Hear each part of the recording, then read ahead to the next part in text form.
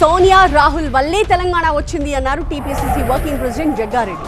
ఈ విషయాన్ని గతంలో స్వయంగా కేసీఆర్ అంగీకరించారు అన్నారు. అయితే సీఎం రేవంత్ కి భయపడే కేసీఆర్ అసెంబ్లీకి రావట్లేదు అన్నారు.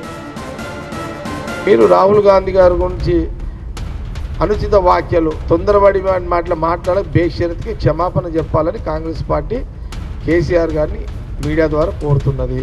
కేసీఆర్ అంటే నాకు మంచి గౌరవము. కేసీఆర్ అంటే కూడా ఒక మంచి పరిపూర్ణత చెందిన నాయకుడే. కానీ పరిపూర్ణత చెందిన నాయకుడు రాహుల్ గాంధీ గారు మాట్లాడడం వల్ల మీరు దిగజారిపోయారు అనేది నా భావన. ఇంత ఈ వయసులో కూడా దిగజారు రాజకీయాలు కేసీఆర్ గారికి అవసరమా? సీఎం రేవంత్ రెడ్డి భయపడి పోతలేడు. ఈరోజు కేసీఆర్ గారు అసెంబ్లీకి పోతలేడు అని అంటే ఓన్లీ సీఎం రేవంత్ రెడ్డి ఆయన భయానికే పోతలేడు. ఇది నిజమే కదా.